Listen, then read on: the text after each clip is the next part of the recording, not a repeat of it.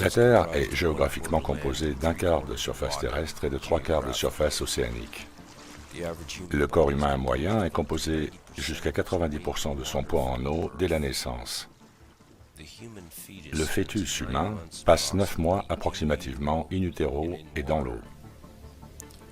Tous les êtres vivants qui ont du souffle sont nés dans et ou à partir de l'eau. La Terre contient environ 368 billions de mètres cubes d'eau. Les humains, dans leur vie, utilisent moins de 10% des ressources mondiales en eau à tout moment.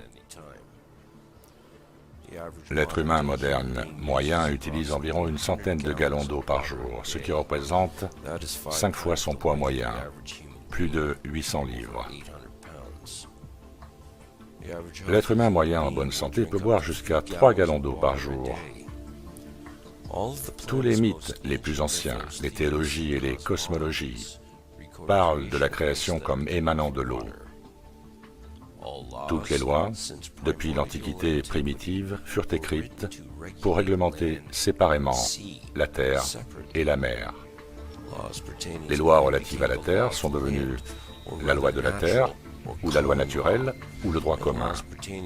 Les lois relatives à la mer sont devenues la loi de la mer, ou plutôt la loi de l'amirauté, ou la loi maritime, qui est une loi internationale, la même partout dans le monde, peu importe où vous allez. Toutes les lois, depuis des temps immémoriaux, trouvent leur origine sur une base ecclésiastique appelée le droit canonique, inspiré par les lois anciennes et le droit ecclésiastique des rois. La loi naturelle ou le droit commun préserve principalement les droits inaliénables et les besoins des êtres humains qui vivent sur la terre et qui diffèrent entre les nations. La loi de la mer, ou le droit maritime, ou loi de l'amirauté maritime, accorde principalement le droit légal à mener des activités de banque d'affaires, de corporation, de commerce international. Constatant qu'un être vivant ne peut pas vivre sur ou dans l'eau pour une période de temps prolongée, et que les océans ont été utilisés depuis l'Antiquité principalement pour voyager, la réglementation de la mer pour le trafic maritime marchand et le commerce par le droit est devenue nécessaire aux marchands des nations pour faire des affaires au niveau international. La loi de la mer, le droit de l'amirauté maritime, est universel et transcende toutes les frontières et les lois légalement. Ce qui est légal n'est pas nécessairement licite. La loi naturelle ou le droit commun du pays, qui préserve les droits et les libertés des personnes vivantes, est licite. Le droit de l'amirauté ou l'UCC, Universal Commercial Code, est légal et légalise le vol et le meurtre. Dans la Rome antique, une loi de Maxime romaine stipulait que celui qui sera trompé, qu'il soit trompé, ce qui signifie que la responsabilité de la tromperie est sur celui qui est trompé par celle-ci. En clair, si vous êtes tombé dans le panneau, ou plus communément dit, si vous avez mordu à l'hameçon, c'est votre problème. À l'insu de tous, le droit de l'amirauté, ou le droit international de la haute mer, est arrivé sur la terre ferme, comme une inondation, et fait, depuis ce temps, de chaque homme, femme et enfant, des êtres morts dans l'eau. Le mot maritime vient du langage proto-italique de mots comme mer, mare, marée et mari, qui tous signifient l'eau. Ces mots proto-italiques se retrouvent dans des mots comme commerce, marchand, maritime, mariage. L'eau qui coule via les courants dans les rivières est dirigée par leurs berges ou banques, banks en anglais. L'eau qui coule dans le monde du droit de l'amirauté maritime est l'argent, parce que l'argent représente l'eau. L'argent est currency, c'est liquide, comme dans liquidité. money ou mon œil, mono-eye, mono-œil, ou simplement un œil, est, dans les lois bancaires de l'amirauté, l'élément moteur, le cash flow du système de merchandising et de trafic. Pour naviguer dans ce monde fictif, il doit y avoir des bateaux. Les bateaux naviguent sur l'eau, sur les mers, et quand ils veulent accoster, ils vont dans un port. Lorsque vous branchez votre appareil électronique sur un ordinateur, vous le branchez via un port USB, un port Universal Serial Bus. Le monde de l'Internet est aussi métaphoriquement lié à l'eau. Nous avons le web profond.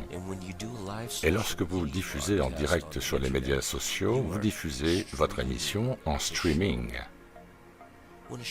Lorsque le navire s'arrête dans un port, il passe par un canal pour arriver au quai, à l'endroit où le navire est attaché.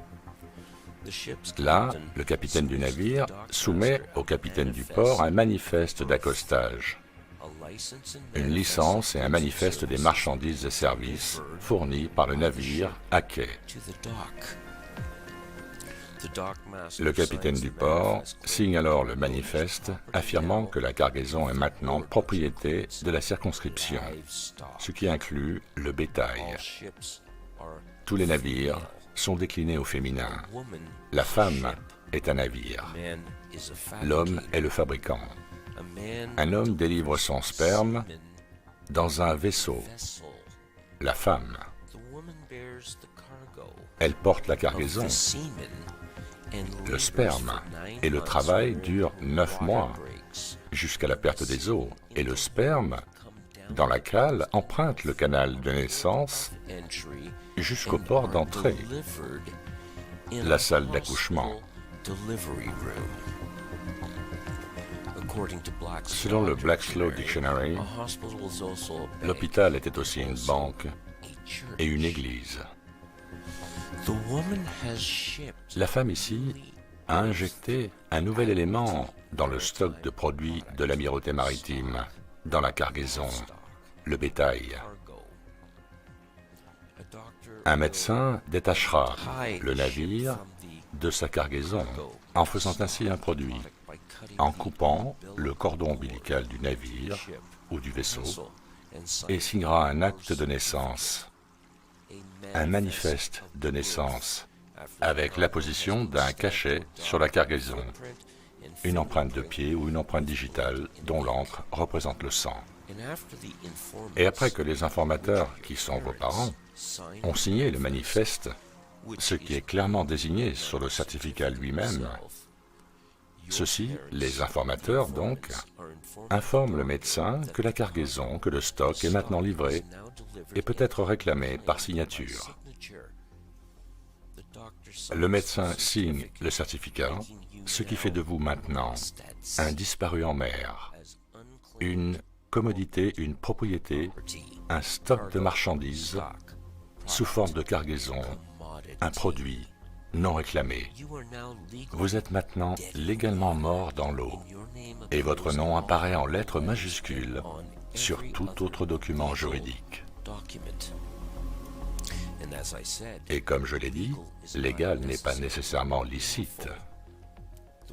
Le mot capital, capitole, vient du latin caput, qui signifie crâne, et du mot El, qui est le nom d'après l'hébreu phénicien du dieu romain Saturne, que l'on peut trouver dans la Bible.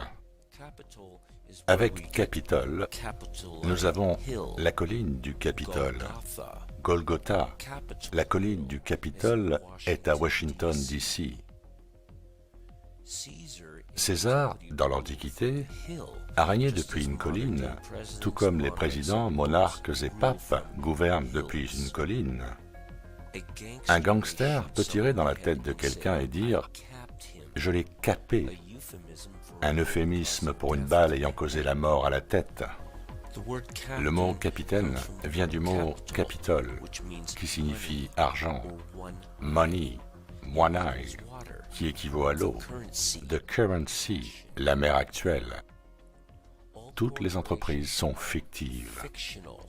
Elles existent sur le papier comme un vaisseau de corps mort, tout comme votre nom en majuscule sur un certificat de naissance.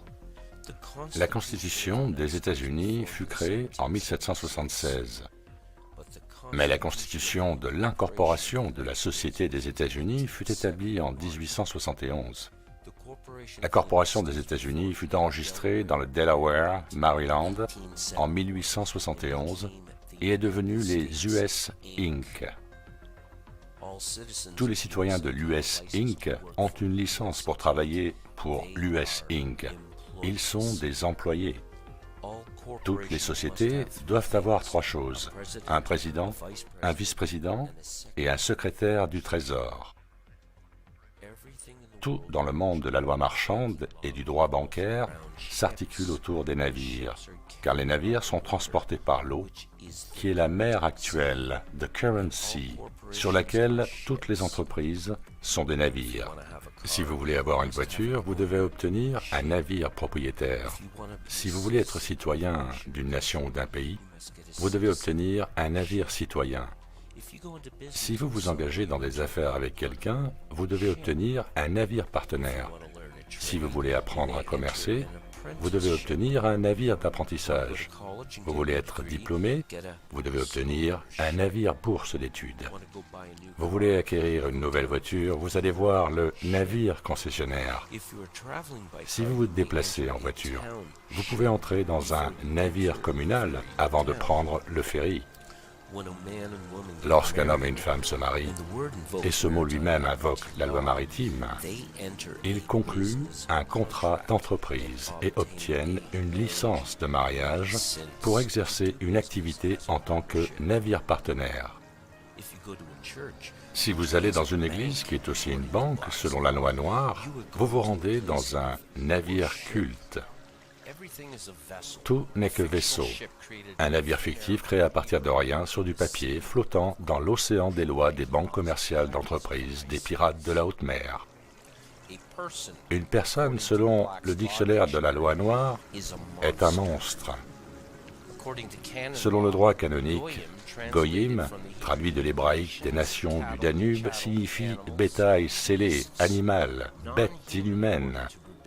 Selon des sources rabbiniques qui font autorité en matière ecclésiastique ou canonique, droit qui comprend des préceptes talmudiques. Les goïms n'ont aucun droit. Les lois de l'amirauté s'appliquent à l'autorité du capitaine, qui est l'amiral du navire.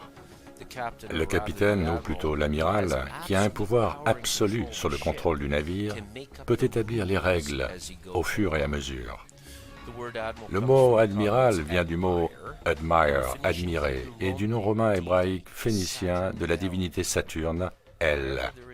Partout où il y a une couronne, vous feriez mieux de l'admirer, d'avoir de l'admiration pour le roi qui est le capitaine, le commandant en chef. Sinon, en droit commun, il n'existe pas de crime sans victime, et une victime reçoit une indemnisation et la réparation des dommages. À bord d'un navire, le capitaine peut commettre des actes criminels, n'importe lesquels, et peut imposer n'importe quelle sanction. Si vous avez une maison et que vous voulez la vendre, vous allez mettre un panneau « For sale ». C'est comme mettre une voile sur un navire qui met le cap sur un autre port lorsqu'elle est vendue. Lorsque vous envoyez un colis quelque part à l'étranger, vous l'expédiez, shipping en anglais, même s'il est plus probable qu'il voyage par la terre. Si vous perdez votre maison, il est dit que votre maison est sous l'eau. Si vous avez des ennuis avec le fisc ou si vous êtes jeté en prison, il est dit que vous êtes en eau trouble. Et quelqu'un doit venir vous tirer d'affaire, bail you out. Un navire s'arrête dans un port et s'amarre sur le quai, dock en anglais. Lorsque vous vous adressez à un tribunal, votre affaire est placée dans un registre appelé docket. Tous les tribunaux terrestres sont judiciaires. Ce sont des cours de justice opérant sous un mélange de droit commun romain et de droit maritime de l'amirauté sous couronne.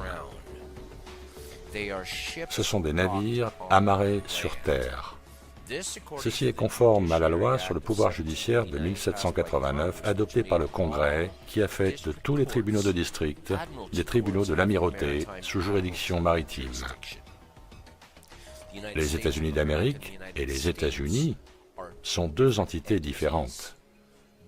L'une est une société, l'autre, les employés de celle-ci. Les États-Unis d'Amérique n'ont jamais gagné leur indépendance vis-à-vis de la couronne.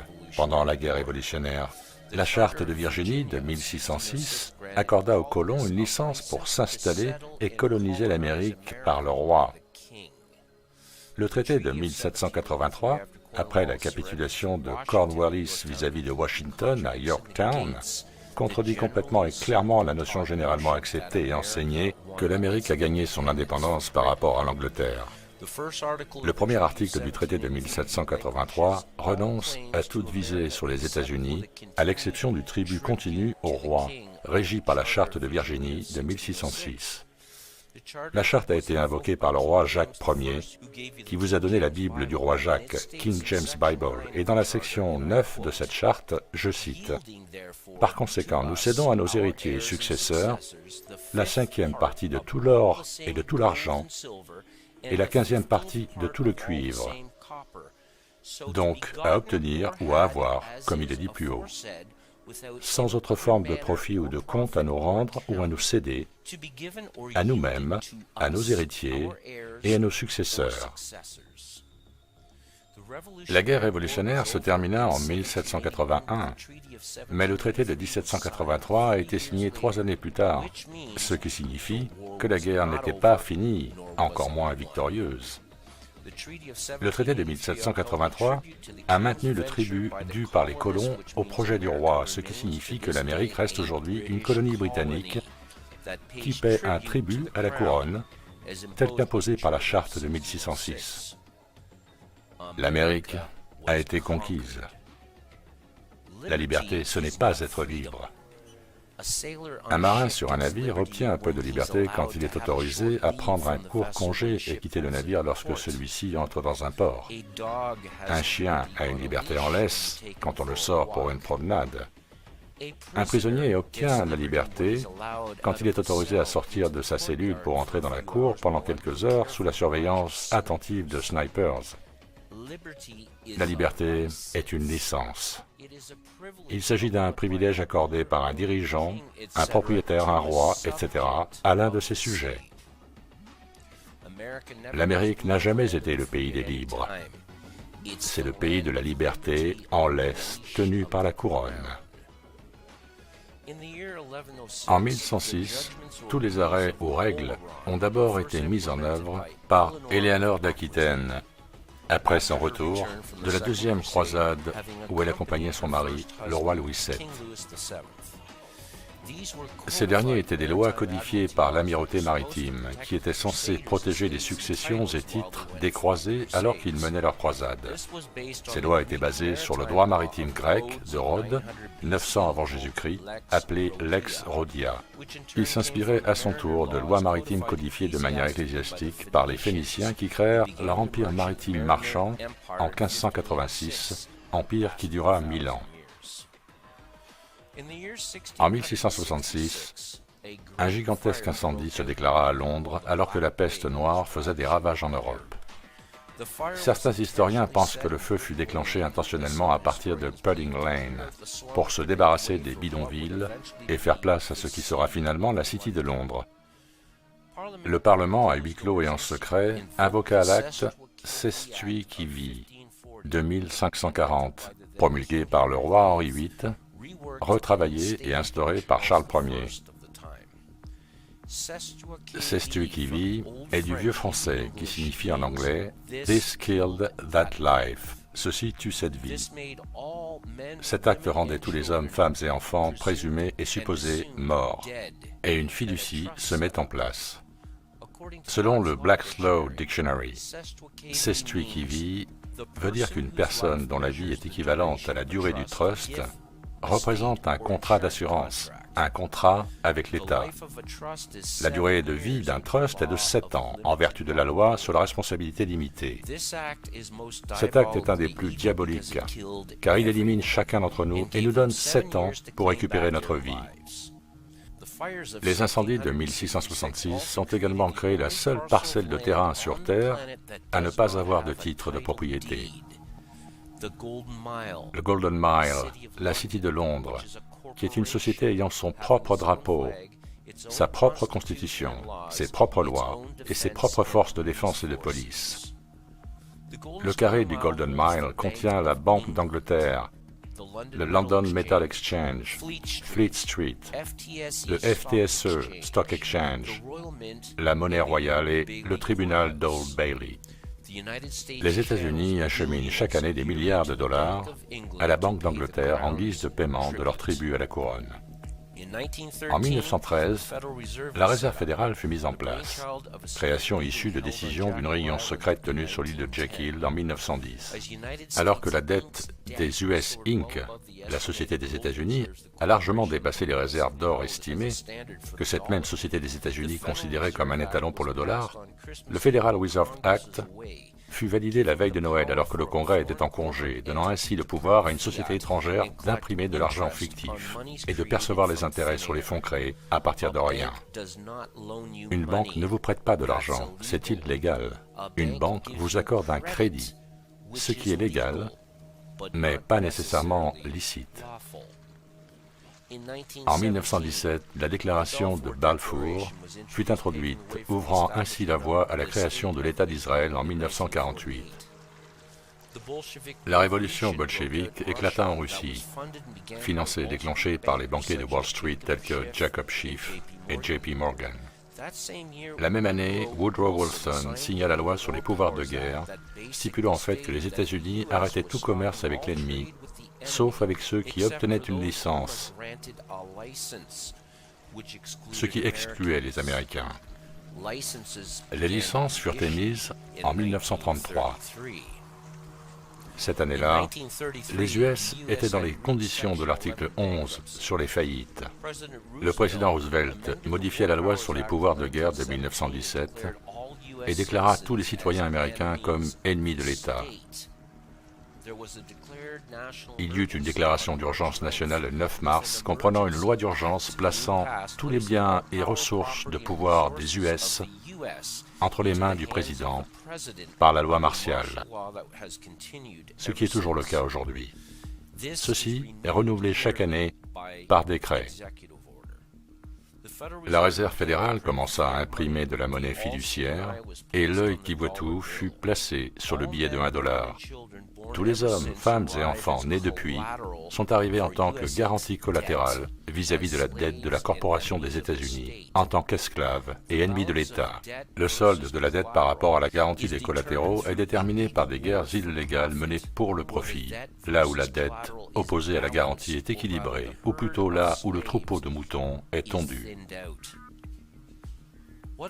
Ce que tout cela signifie, mesdames et messieurs, est que vous êtes tous des esclaves et de la chair à canon pour la nation dans laquelle vous vous trouvez, et que vous vous soumettez aux gouvernants qui les dirigent. Vous avez été transformés en garantie pour les dettes nationales. Tenez compte de ceci lorsque vous entendrez parler de l'effondrement imminent de l'économie. Cela ne devrait pas tarder. Quand les dettes ne peuvent pas être payées, on dit que vous êtes en eau profonde, en eau trouble, et ceux qui s'y trouvent finissent généralement par se noyer. Shylock, selon Shakespeare, a demandé 1 livre de chair pour payer sa facture. Les propriétaires de US Inc. exigent la même chose selon les statuts de l'amirauté maritime dont nous dépendons. Le soleil ne s'est jamais couché sur l'Empire romain, et Rome est tout aussi vivante aujourd'hui qu'elle l'était il y a quelques milliers d'années. Vous n'êtes que des biens possédés et soumis à la couronne, que vous le vouliez ou non. Vous êtes tous considérés comme morts et non réclamés par celle-ci, qui, elle, vous a réclamé et vous a fait esclave. Vous ne pouvez pas et n'avez pas le droit de parler pour vous-même, car les personnes décédées ne le peuvent pas. Et c'est pour ça que vous avez besoin d'un avocat pour parler en votre nom devant un tribunal. Les morts n'ont aucun droit. Tout ceci est basé sur le droit ecclésiastique ou canonique ancien, à la racine et au cœur. Lorsque vous montez à bord d'un navire appelé Église, qui est également considéré comme une banque au titre de l'amirauté maritime, et que vous y adhérez, le titulaire d'une licence et d'un enregistrement de pasteur ou de prêtre doit vous apprendre à rester obéissant au monarque, à la couronne. Parce que celui qui porte la couronne, qui est le monarque, est le chef du navire appelé Église, qu'il est le roi, le seigneur et le capitaine du navire appelé Église, et le pasteur ou le prêtre est un agent de la couronne. L'amirauté maritime, ou plutôt l'Universal Commercial Code, l'UCC, est la matrice qui, sous nos yeux, gouverne tout, car tout a été transformé en navire sur la mer du commerce des entreprises. Sans leur unique qui est l'argent, qui lui-même représente l'eau, tous les navires disparaissent en mer et ne peuvent donc plus naviguer sur cette matrice fictive qu'ils ont créée de toutes pièces. Il est maintenant grand temps d'organiser une mutinerie universelle.